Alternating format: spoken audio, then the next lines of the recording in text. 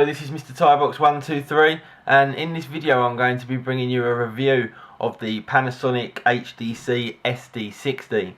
Now, I've been using this camera for about 3 or 4 months now. The vast majority of my YouTube videos, which you guys have kindly been watching, are been taken with this Panasonic SD60. And before I start, I've really got to say that this camcorder has been absolutely fantastic. The battery life has held out. The video quality has been absolutely superb.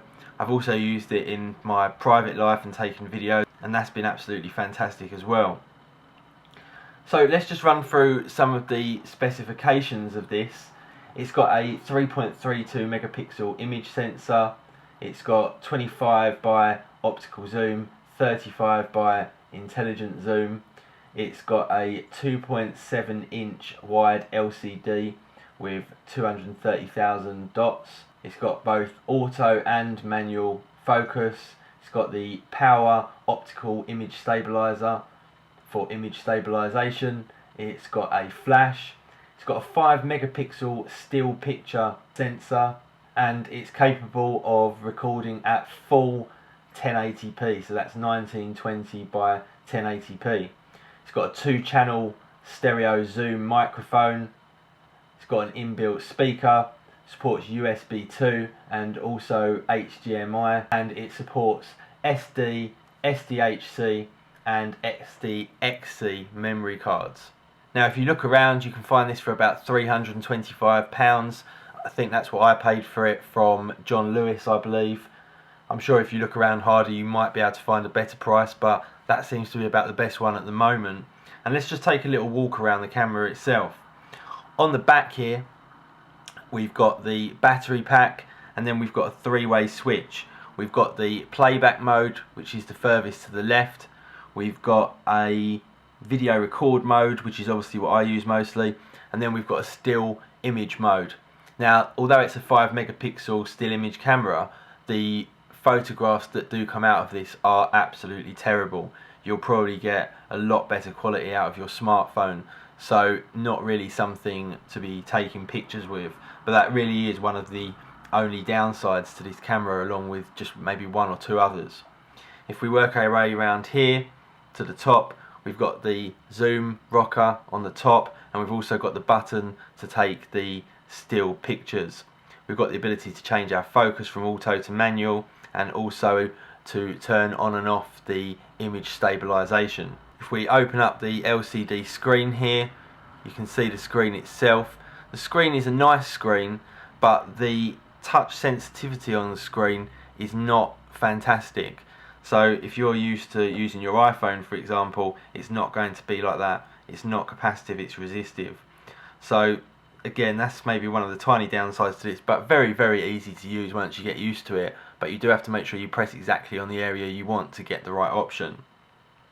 On the bottom of the LCD here, we've got another record button.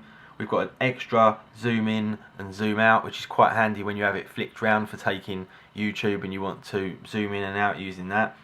We've got the menu button. We've got a light button, which engages the light on the front of the camera.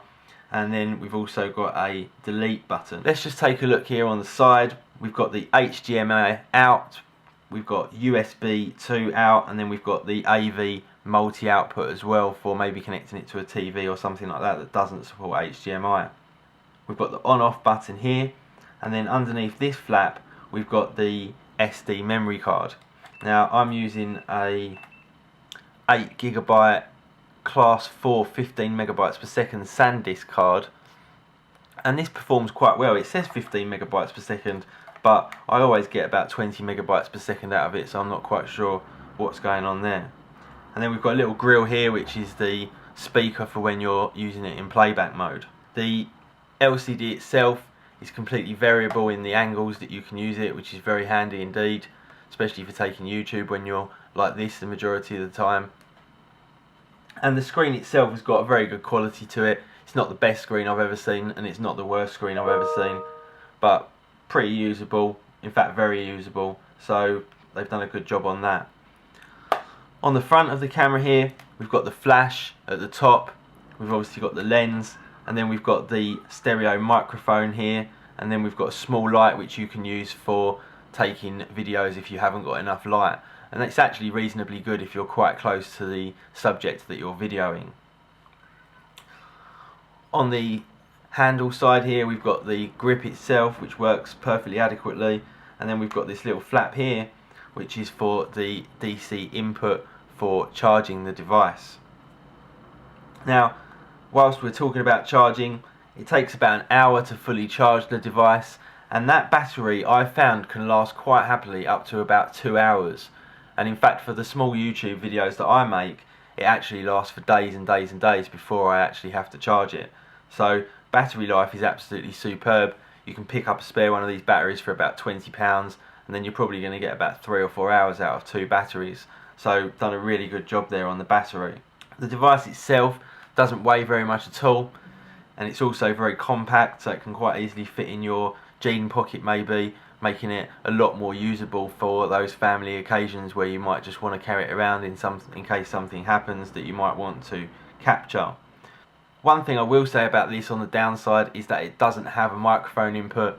Recently when I did the interview with Otis Dealey, I really could have done with that microphone output so as I could have a microphone and use that in a much better way, but actually the audio that came across on that video was directly captured from this and performed adequately well even in those kind of environments, so that was quite impressive. All in all, that's my review of the Panasonic HDC-SD60.